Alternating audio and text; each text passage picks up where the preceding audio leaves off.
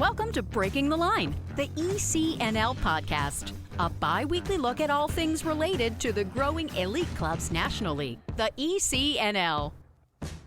For more information on the ECNL, visit us at www.theecnl.com. Now, here's your host for Breaking the Line, the ECNL Podcast, former U.S. Soccer press officer and longtime soccer broadcaster, Dean Linke.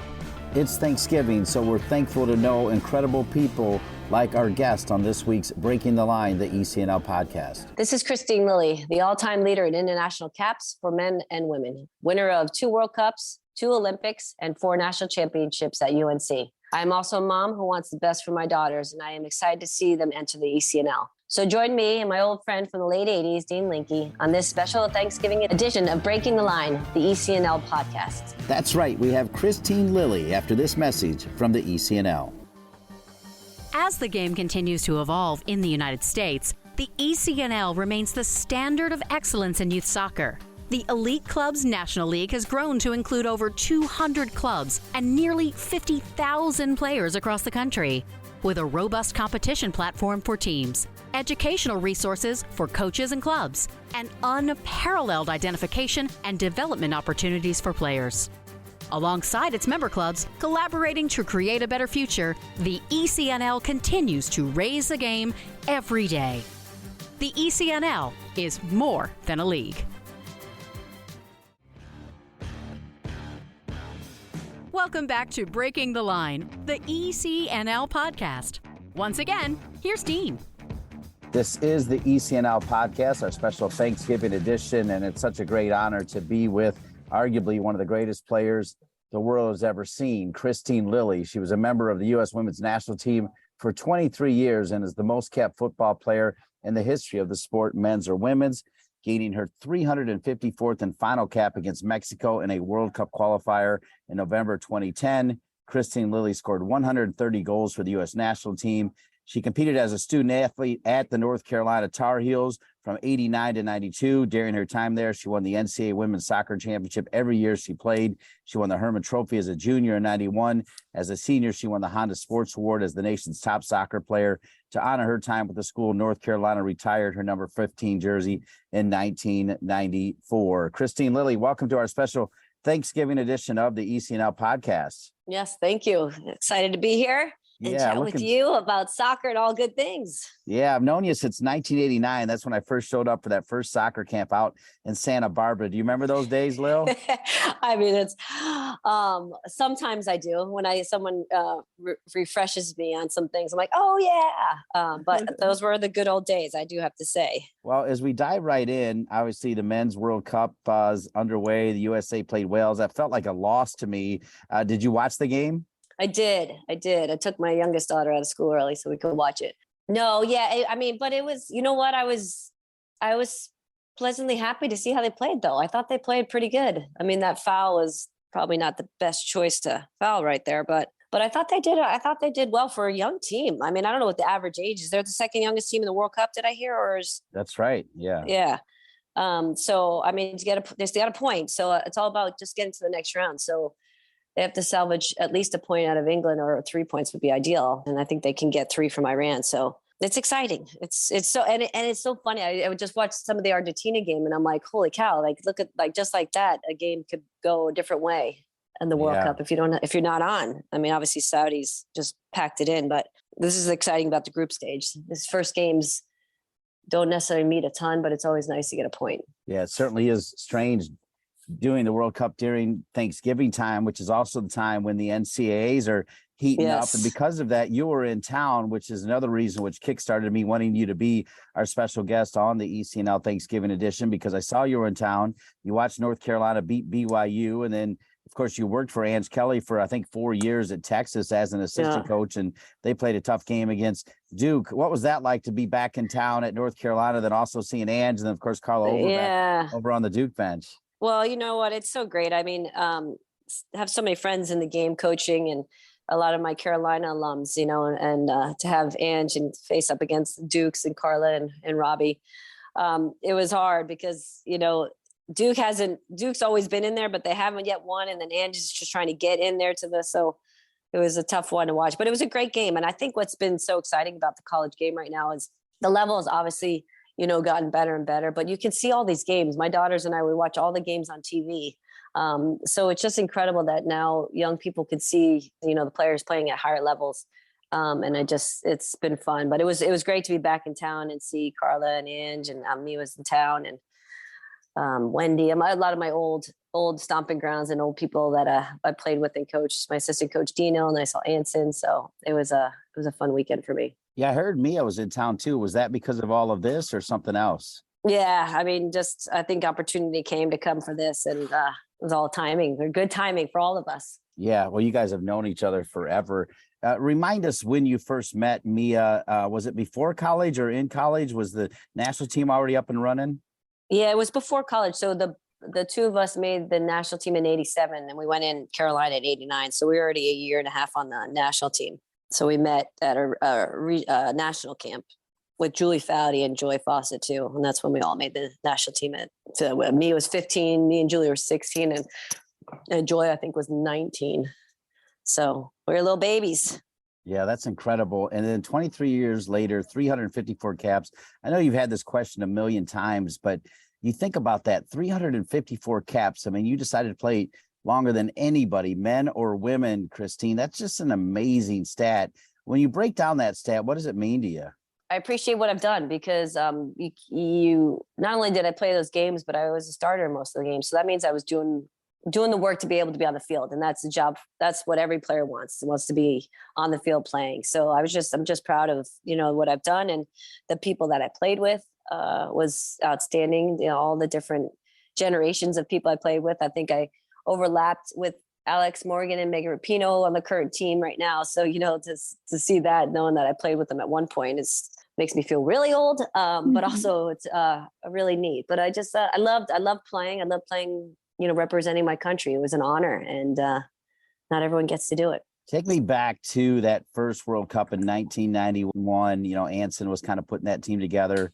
My first camp, as I mentioned, was in '89 with all of you out in Santa Barbara. And I was just amazed by how good everybody was. I remember showing up and watching Michelle Akers strike a ball and was like, man, I can't hit a ball like that. Like, there's no way, a lot of those players were just amazing. What do you remember about those early days, Lil? Being so young, I was just trying to take it all in, and I was just trying to keep my head above water.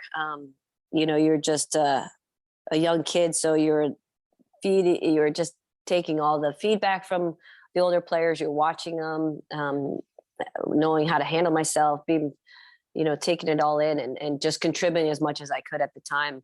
And I was pretty fit even back then. So my fitness was still my backbone of my career, and that enabled me to be on the field and just to grow. And being a rookie player, you just want to contribute and learn and find out how to be a professional athlete and how to be on that field day in and day out. And the environment that Anson provided for us on the national team was very competitive. So I knew how to compete for anything I wanted. And that's what all those women represented. We didn't just get there and think, oh, we're going to play. We had to compete for our spot every day. And practice was probably the biggest competitive atmosphere for all of us back then. And it helped us all be better, and it helped our team be better. I don't know what your record was at Wilton High School, and I'm not sure how many brothers and sisters you had, and if you played them and won everything. But the way I remember you is you won the 91 World Cup, and I think you won every national championship every year at North Carolina. Do I have that right? Yes, I did. That's a lot of winning. I won 3 out of the 4 state titles at my high school too. So, but I did lose. And, but the thing is, I remember back in the day, people were like, gosh, you guys never lose like on the national team. And I'm like, yeah, we do. We lose every day in practice, and our environment in practice was so competitive that we didn't like losing. None of us liked to lose. So we wanted to win. So that environment created, the mentality of the U.S. team, and winning is so much better. You feel better than losing. But when the tough times, when you do lose, you do learn and you do grow. And I think any time that we lost, we just realized we hated it so much that we were like, okay, what else do we need to do to help this be successful? So that's what we did. Train. Yeah, train, win. The most capped football player in the history of the sport, men or women, Kristine Lilly. We're going to take a break and be back with segment 2, the ECNL Podcast, Breaking the Line with Kristine Lilly. The ECNL is pleased to announce Quick Goal as the official goal provider and partner for ECNL Girls and ECNL Boys, a new partnership created to support the growth and development of the country's top players, clubs, and coaches. At all national events, including national playoffs and national finals, the Quick Goal Coaches Corner will provide hospitality and social space for ECNL girls, ECNL boys, and collegiate coaches. Quick Goal will also be the presenting sponsor of the National Championship winning ECNL Girls and ECNL Boys Coaches of the Year and the ECNL Girls and ECNL Boys Goals of the Year. Quick Goal looks forward to helping the ECNL continue to elevate the standards of youth soccer and provide more opportunities to players on and off the field in the coming years. Nike is a proud sponsor of ECNL Girls. Nothing can stop what we can do together to bring positive change to our communities. You can't stop sport because #you can't stop our voices. Follow Nike on Instagram, Facebook, and Twitter. From athletes just starting to turn heads to some of the best athletes to ever play their games, Gatorade shows that they are the proven fuel of the best. For the athletes who give everything, nothing beats Gatorade, the studied, tested, and proven fuel of the ECNL. Welcome back to Breaking the Line, the ECNL Podcast, our Thanksgiving edition with Kristine Lilly, the most capped player, men or women. I think that's worth bringing up as the Men's World Cup is going on right now, as even there's no man out there that's even close to Kristine Lilly's record. We went to break. We talked about, all that winning that you did at North Carolina with the national team, as you mentioned, at Wilton High School. Talk about when you decided to retire. How hard was that? Because you probably could have played another 10 years, Lil. You look like you could be playing right now. What was it when you looked in the mirror and said, now's the time? Thinking back to that, I had, this is 2010. So I just had my first child in 2008. So after the World Cup in 2007, my husband and I were, I was debating whether I was going to try for the Olympic team or have a baby. And we were like, well, let's try. If we get pregnant, we have a child. If we don't, then I play.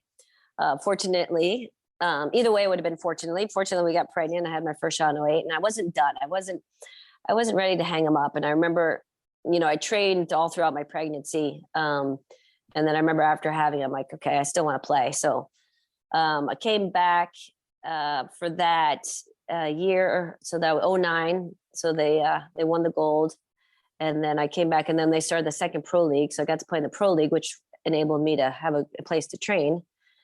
And that first year back, I went in with the national team probably 5 months after I had a baby, and I wasn't 100% yet. And I did all right. I played a little bit, and then I didn't get called back in. And I was like, okay. So a little discouraged, but I was playing in the pro league and I was doing well. And then finally Pia called me in to a camp. I forget when it was. And like I said earlier, like it's an honor to play for the national team. So when I got the call up, I was like, yeah, I'd love to play. Why wouldn't I? So I went back in, and I think that was maybe the summer. I can't remember exactly.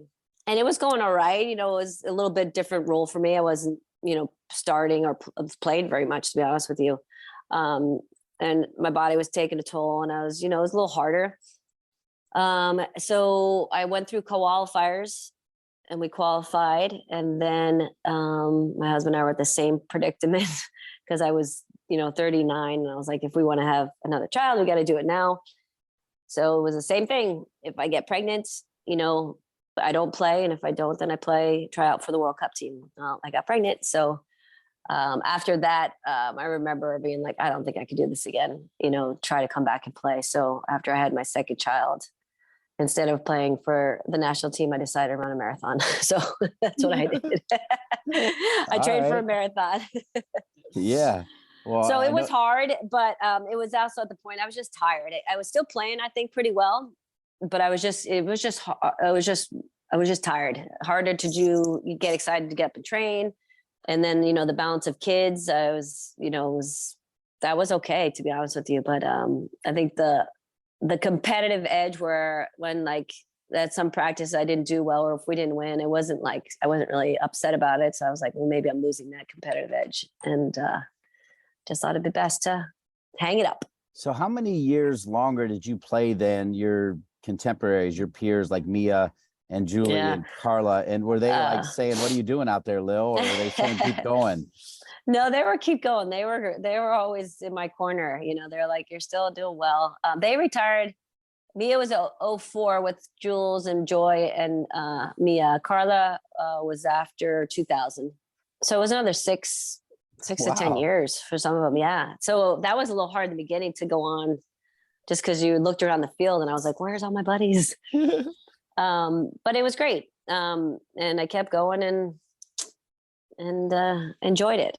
Okay. So you have the two kids, and then you've kind of dabbled in different things, you know, including the time at Texas, which is a big commitment. To be an assistant coach at a college program, I think is tougher than people realize. I admire great assistant coaches, because you kind of have to, you're not necessarily in the limelight, but you got to do all the work. I mean, one person I definitely admire is Carla Overbeck. She's done it for 31 years and has never sought the limelight. Yeah. What was that like at Texas, and what made you decide that, 4 years or so? I think I think you did it for 4 years, right? Just under. It was, just under 3. You know, I wanted to give it a try. I had never coached that level. I mean, mainly all my coaching is young kids at camp. So I was like, you know what? My husband and I were like, let's give it a try. The kids were young. So it was easy to get up and move. Or sort of easy. And then I did it, and it was fun. It is a lot of work. I mean, just the call, you never downtime. And I didn't have to do as much as normal assistants do. Angie wanted me more like with the players, and, so I wasn't doing a lot of the grunt work that a lot of assistants do. But I think in the part of me, I like younger kids. I like coaching younger kids.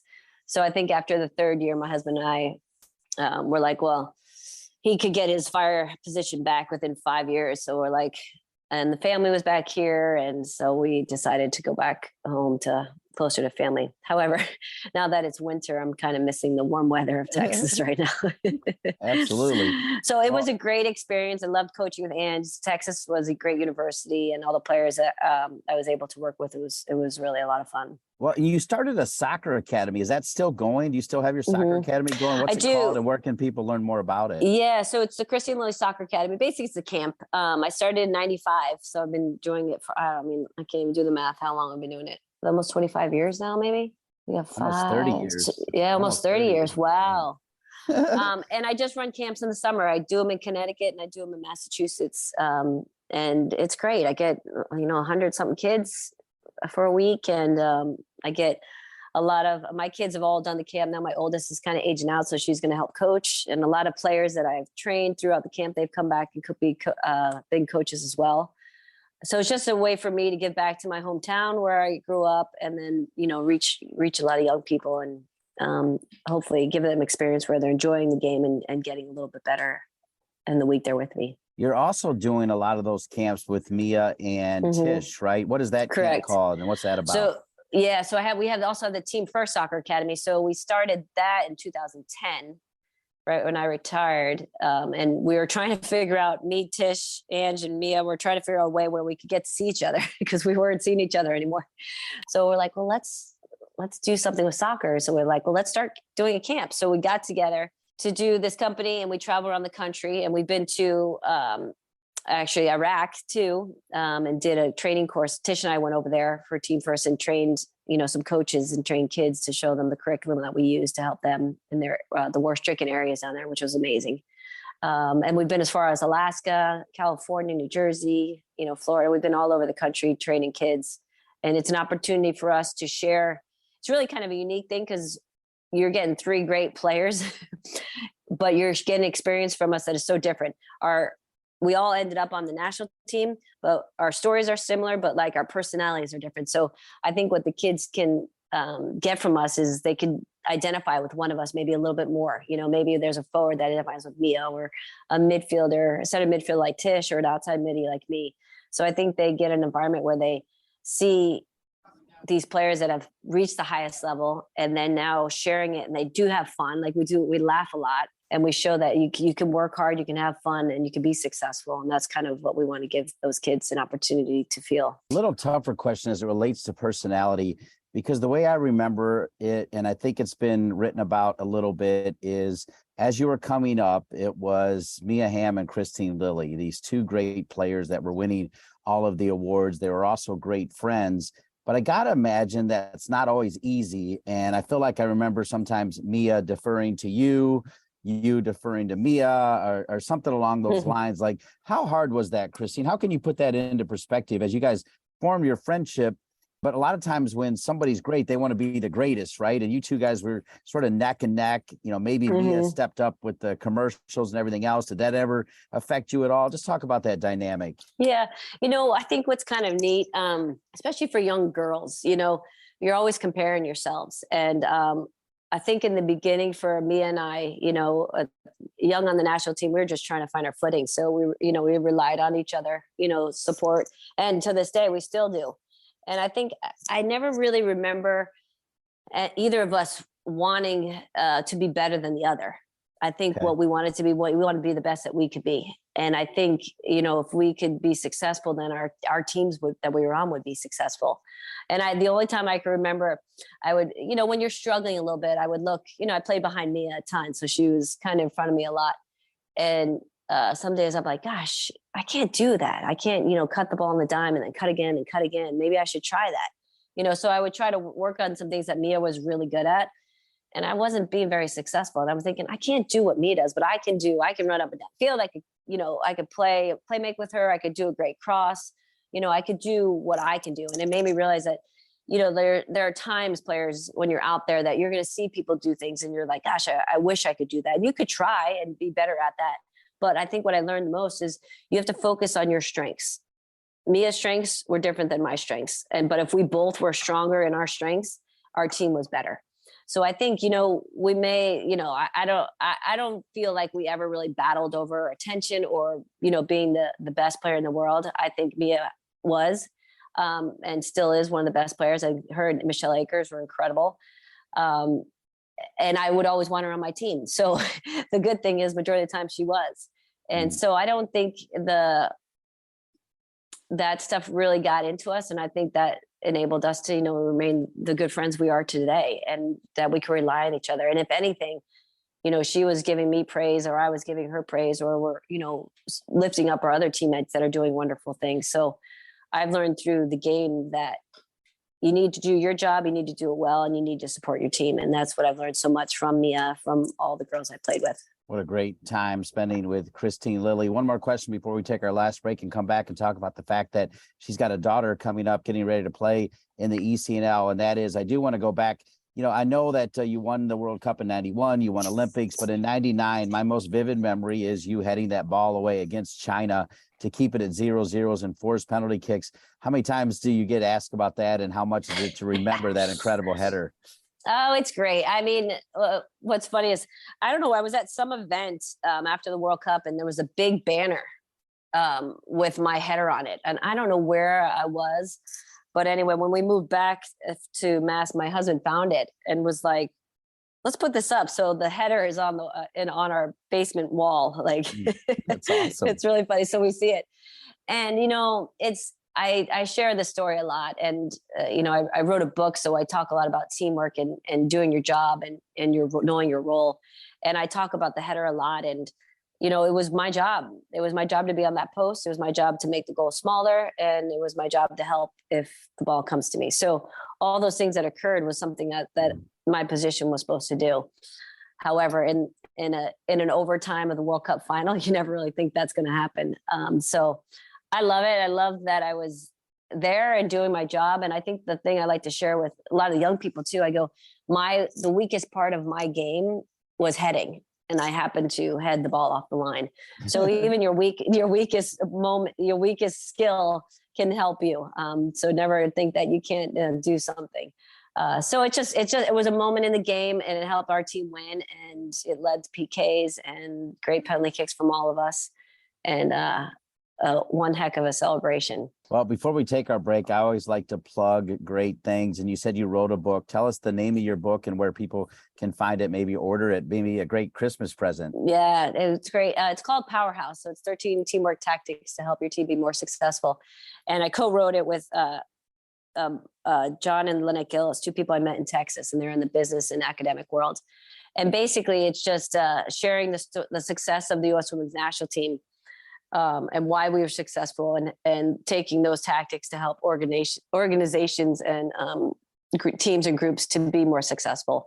So you can get it at Amazon. You can email me at Kristine Lilly, SA@gmail, and I can sign one and send to you. But yeah, it's a great book. Each chapter tells a story about each chapter is about one of my former teammates, and it highlights, their strength and their tactic, whether it's communication, culture, chemistry, selecting your team. Those are all the titles of the chapters. And all my great teammates contributed to it, from Carla to Mia to Abby to Brandy. So it's really kind of a great read. Say the book one more time, nice and slow. Powerhouse. Just Powerhouse. That works. Just okay. Powerhouse. All right. Powerhouse. Yeah. Powerhouse. Speaking of powerhouses, Kristine Lilly is a powerhouse. We'll take one more break and we'll talk about the ECNL. Her daughter is getting ready to play for the ECNL, which is really cool. And she's the perfect guest for our Thanksgiving edition. We're certainly thankful for all that Kristine Lilly has done for the game in our country and around the world. This is Breaking the Line, the ECNL podcast.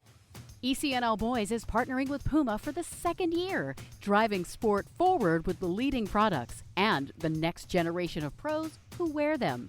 Puma has proven themselves as the fastest sports brand in the world, the fastest innovation, the fastest players, and the fastest products in the game. They're the perfect partner to complement the speed and talent of our teams. In keeping with their mantra of forever faster, Puma introduces the world's fastest boot, the Ultra. The only boot engineered for speed, the Ultra combines a woven upper with a lightweight outsole for direct forward motion, speed, and acceleration. It's the best in the game, designed for the best players in the game. Soccer.com is proud to partner with the ECNL to support the continued development of soccer in the U.S. at the highest levels. We've been delivering quality soccer equipment and apparel to players, fans, and coaches since 1984. Living and breathing the beautiful game ourselves, our goal at Soccer.com is to inspire you to play better, cheer louder, and have more fun. Visit Soccer.com today to check out our unmatched selection of gear, expert advice, and stories of greatness at every level of the game. Welcome back to Breaking the Line, the ECNL podcast. When we went to break, we said we're going to talk about the fact that Kristine Lilly's oldest daughter is getting ready to enter the ECNL, but she also talked about her book. I do want to talk about one more book and a podcast that I worked on last year with Anson Dorrance, the Vision of a Champion podcast. I think you were on there, Kristine Lilly. I think I may have even interviewed you. I can't remember. Were you on the Vision of a Champion podcast? Do you remember? I can't remember, I can't remember. I think I was, or I was trying to be. I can't remember if it ever happened, but. Okay. Well, I know we were trying to, yeah. Well, we had, a guest for every single chapter and really a lot of fun. Yeah. And so check that out when you get a chance. Vision of a Champion podcast, as well as we're promoting books, we're promoting podcasts on Breaking the Line, the ECNL podcast. All right. The ECNL has been a powerhouse in the girls' side for a long, long time. When you look at Texas just the other day, when you look at even North Carolina, when you look at Duke, I would say 90% of the team, if not even 100% of the team, is made up of ECNL players. And now your daughter is entering the ECNL world. Look, there's a lot of alphabet soup out there, but clearly, particularly on the women's side, and now they're getting stronger on the men's side, the ECNL has really galvanized young girls to, I think they're a big reason why there's so much parity now in college soccer, because it's been such a great league. Their showcase events are so outstanding. Here you go with your oldest daughter. Tell us her name and what ECNL team she's going to be playing with and how you feel about her entering that ECNL competitive world. Yes. Yeah. So, I remember when ECNL started, it was actually around a similar time that we started Team First Soccer Academy, 2010 or 2009.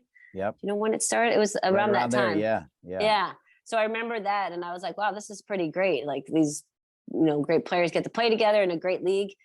So I remember that start of it, and to see that where it is today. I mean, you hear all the coaches going to, the ECNL tournaments where all the top players are. So it's a great recruiting tool for the college coaches. So I've been on the outside of it for a long time. And now my oldest is 14, and she's joining an ECNL team. She plays for FC Stars here in Massachusetts. And so she's just joining this fall. Before that, I was coaching her in my small little academy I was running for some teams. So I'm kind of excited. I'm excited her to be around, stronger players and be an environment for her to continue to grow as a player, But the bottom line when I talk about anything or all these things is these kids, you just got to work hard, and I think ECNL gives you the platform, and it's just what you decide to do within it. So I'm excited for her season to get going. I mean, we had the fall, she was a trap year because of half her age group was in high school. So we'll have a winter program. And then I think the spring, I'll start to see what ECNL is all about with going to playing games here, going to different tournaments. So I'm looking forward to the process that she'll go through.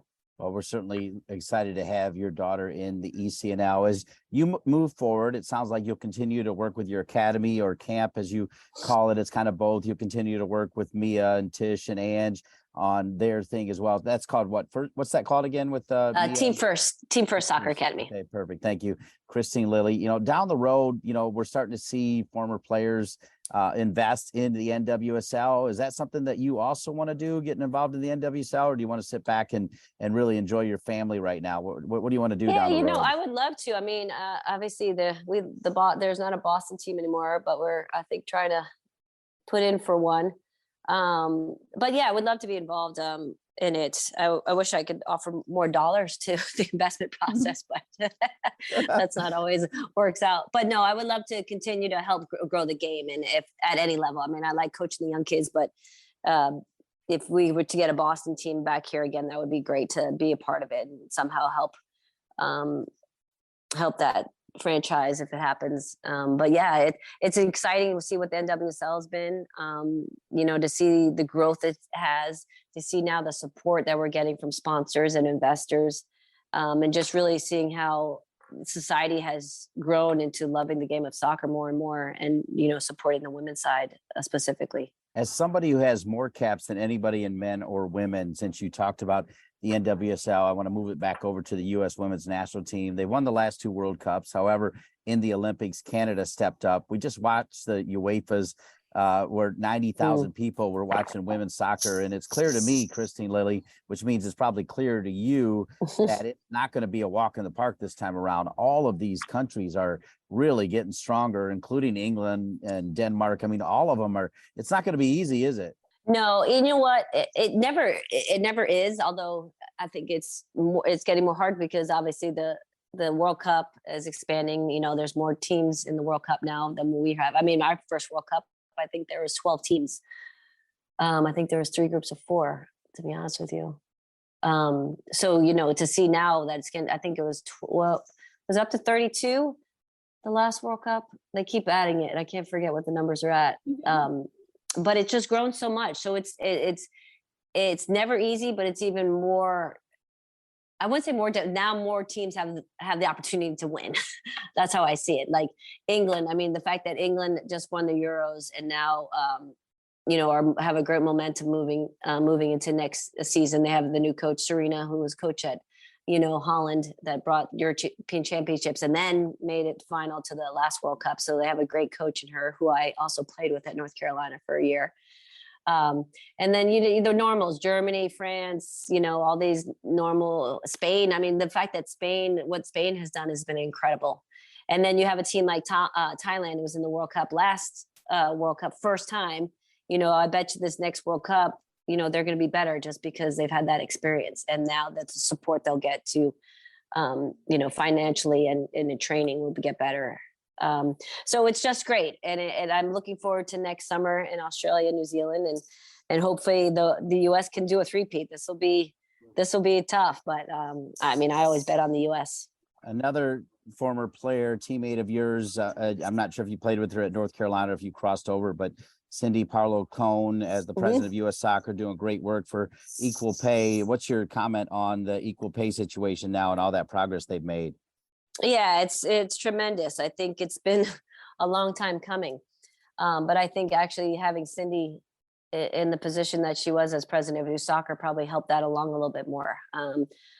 Not just because she's a female, but she's been at every level. She's played collegiately. She's played on the national team. She's won World Cup, Olympics. She's played in the pro league. She coached in the pro league and won. So she's covered every gamut of playing and coaching, and then have the position she has right now is incredible.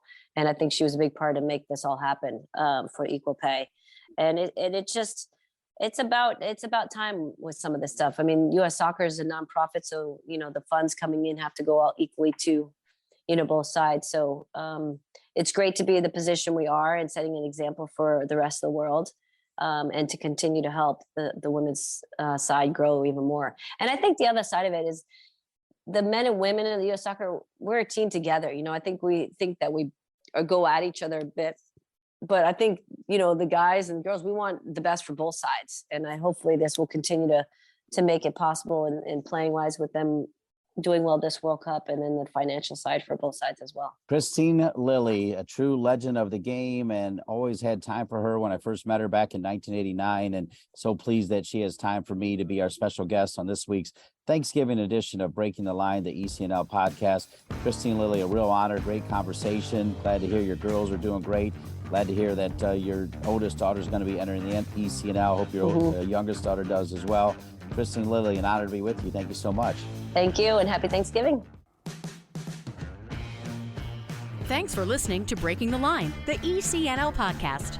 For more information on the ECNL, visit us at www.theecnl.com. And if you have a suggestion for the show or a great idea for a guest, please email us at info@theecnl.com. Breaking the Line, the ECNL podcast is an ECNL production. ECNL, more than a league.